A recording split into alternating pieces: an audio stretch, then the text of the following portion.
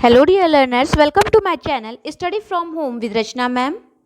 Our today's topic is proportion.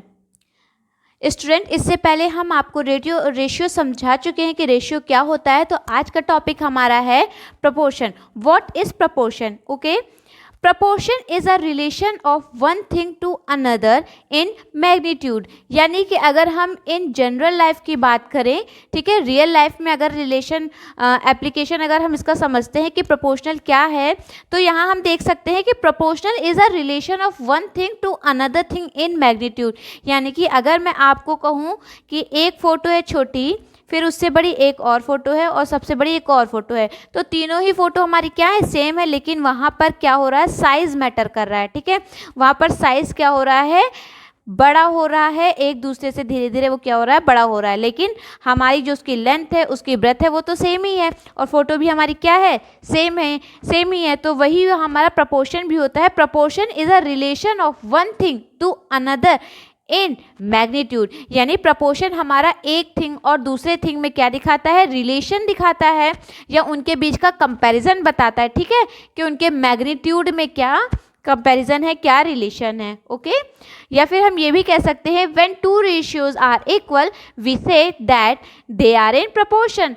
यानी कि हम ये कह सकते हैं कि जब हमारे दो रेशियो इक्वल होते हैं, ठीक है, दो रेशियो हमारे क्या हो जाएं, जब इक्वल हो जाएं, तो उन्हें हम क्या कहते हैं कि दे आर इन प्रोपोर्शनल। तो हम कहते हैं कि वो हमारे प्रोपोर्शन में है। ठीक है, तो आप समझिए कि प्रोपोर्शन क्या होते हैं। फिर से मैं बता देती हूँ प्रोपोर्शन क्या होते हैं। जब भी दो रेशियो, ठीक है, रेशियो तो आपको पता है, जब हम किसी दो क्वांटिटी को कंपेयर करते हैं, ठीक है, जैसे मैंने कहा कि डॉग्स और कैट का रेशियो 2:3 है।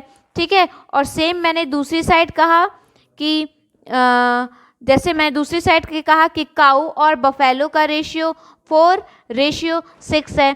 तो अगर इस तरह से मैंने कहा, तो ये हम कह सकते हैं कि यहाँ पर दोनों ही रेशियो हमारे क्या हैं, जब हम उनका कंपैरिजन कर रहे हैं, इक्वल हैं। अगर दोनों ही रेशियो हमारे इक्वल है, तो ये हमारे क्या होंगे, प्रपोर्शन में होंगे। ठीक है, जब भी हम दो रेशियो की बात करते हैं, दो रेशियो का कंपैरिजन करते हैं, तो वहाँ हम प्रपोर्शन की बात करते हैं। Therefore proportion can be said as the equality of two ratios. यानी कि हम यहाँ ये भी कह पा रहे हैं कि जो प्रपोर्शन हमारा है, वो दो रेशियो की इक्वालिटी को दिखाता है। ठीक है, जैसे जस्ट अभी मैंने आपको डॉग और काऊ का रेशियो बताया, डॉग और कैट का रेशियो, और काऊ और बफेलो का रेशियो बताया। ठीक है, यहाँ पर देखिए, मैं यहाँ पर लिख देती हूँ। जैसे मान लीजिए डॉग और कैट का रेशियो कितना है, 2:3। ठीक है, और काऊ और बफेलो का रेशियो कितना है, 4:6। अब ये दो रेशियो आपस में क्या है, सेम है। अगर हम इनका कंपैरिजन करें, इस रेशियो का और इस रेशियो का अगर हम कंपैरिजन करते हैं, तो अगर दोनों ही इक्वल हैं हमारे, तो ये हमारे क्या है, प्रपोर्शन में। ठीक है, यानी आप यहाँ कह सकते हैं 2:3 इज इक्वल टू 4:6। यानी कि यहाँ पर हमारा ये प्रपोर्शन में है, ये दोनों ही रेशियो हमारे किस में, प्रपोर्शन में है। और यही मैं आपको यहाँ समझा रही हूँ कि therefore proportion can be used as equality of two ratio. तो यहाँ आप देख सकते हैं, यहाँ इक्वालिटी का साइन लगा है ना, इक्वालिटी ऑफ टू रेशियो, यहाँ टू रेशियो की इक्वालिटी को भी ये शो कर रहा है ना। जैसे कि हम यहाँ पर एक एग्जाम्पल ले लेते हैं, late us say x/y equal to a/b, that means they are in proportion. यानी कि अगर यहाँ दो रेशियो, एक रेशियो हम मान लेते हैं x/y है, सेकेंड रेशियो a/b है, तो यहाँ दो रेशियो अगर हमारे इक्वल है, तो यहाँ हम क्या कह देंगे, ये हमारे प्रपोर्शन में है। ठीक है, और प्रपोर्शन का सिंबल क्या होता है, ये हमारे 4 डॉट, ये हमारे क्या होते हैं, प्रपोर्शन का सिंबल होता है। ठीक है, इस तरह से हम प्रपोर्शन को दिखाते हैं। रेशियो को हम ऐसे दिखाते हैं, तो यहाँ डबल रेशियो एक तरह से आप कह सकते हैं। तो यहाँ पर 4 डॉट्स हमारे किसको दिखाते हैं, प्रपोर्शन का ये सिंबल होता है। Okay okay, this is the symbol of proportion, this. Okay, अब देखिए, जैसे यहाँ पर हमारे पास x/y इक्वल टू a/b है, जैसा कि अभी हमने आपको बताया। ठीक है, अगर कोई भी दो रेशियो हमारे इक्वल में होते हैं, तो इस तरह से हम उसे लिखते हैं, इसे हम क्या कहेंगे कि ये प्रपोर्शन में है। ठीक है, यहाँ पे जो हमारा ये पहला टर्म होता है, यहाँ तो मैंने x माना है, लेकिन यहाँ पर कोई भी डिजिट हो सकती है, राइट। तो ये हमारा, इसे हम कहते हैं फर्स्ट टर्म, इसे हम कहते हैं सेकेंड टर्म, इसे हम कहते हैं थर्ड टर्म, और इसे हम क्या कहते हैं, फोर्थ टर्म। ठीक है, तो आप फिर से समझिए, ये जो हमारा पहला वाला होता है, इसे हम कहते हैं फर्स्ट टर्म, ये हमारा सेकेंड टर्म, ये थर्ड टर्म, ये फोर्थ टर्म। ठीक है, ये हमारे कितने टर्म हो गए यहाँ पर 4 टर्म। तो यहाँ पर एक फॉर्मूला ये बनता है, पहले आप समझ लीजिए, ये जो हमारा फर्स्ट टर्म है और जो हमारा फोर्थ टर्म है इसे हम कहते हैं एक्सट्रीम। क्या कहते हैं इसे हम? एक्सट्रीम्स कहते हैं, because they are at the two ends. ठीक है, क्योंकि ये टू एंड्स पर है, ये देखिए इस एंड पर है और बी हमारा इस एंड पर है। ठीक है, इसलिए क्योंकि ये दोनों एंड पर हैं इसलिए हमें क्या कहते हैं, इसे एक्सट्रीम्स कहते हैं। ठीक है, और जो हमारे मिडल के दो ये जो टर्म है, टर्म नंबर 2, टर्म नंबर 3, ठीक है, ये दो जो हमारे टर्म हैं इन्हें हम कहते हैं मीन्स। क्यों कहते हैं? Since they are in the middle, क्योंकि ये मिडल में, इसलिए हम इन्हें मीन्स कहते हैं। ओके, तो यहाँ मैं आपको बता दूं, first term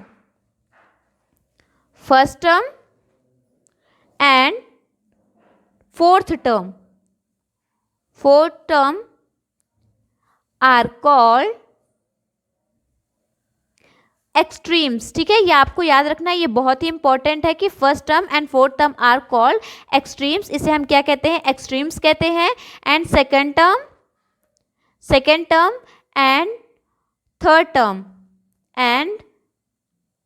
third term are called means. इन्हें हम क्या कहते हैं? मीन्स कहते हैं। ठीक है, जैसे अगर मैं आपसे कहूँ कि इसमें मीन्स क्या है तो आपको तुरंत माइंड में आ जाना चाहिए कि मिडल के दो टर्म हमारे मीन्स होते हैं।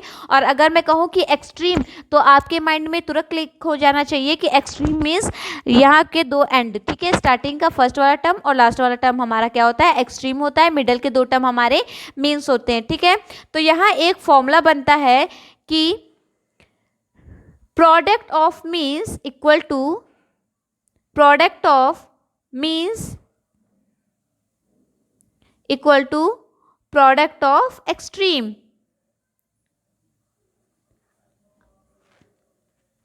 Product of extremes. ठीक है, आप इसे ऐसे भी लिख सकते हैं कि product of extreme equal to product of means. ठीक है, ये कहाँ से आया? देखिए ये यहाँ से आया, x रेशियो y था तो इसे हम क्या लिख सकते थे? x upon y equal to, यहाँ पर a रेशियो b है तो इसे हम क्या लिख सकते हैं? a upon B.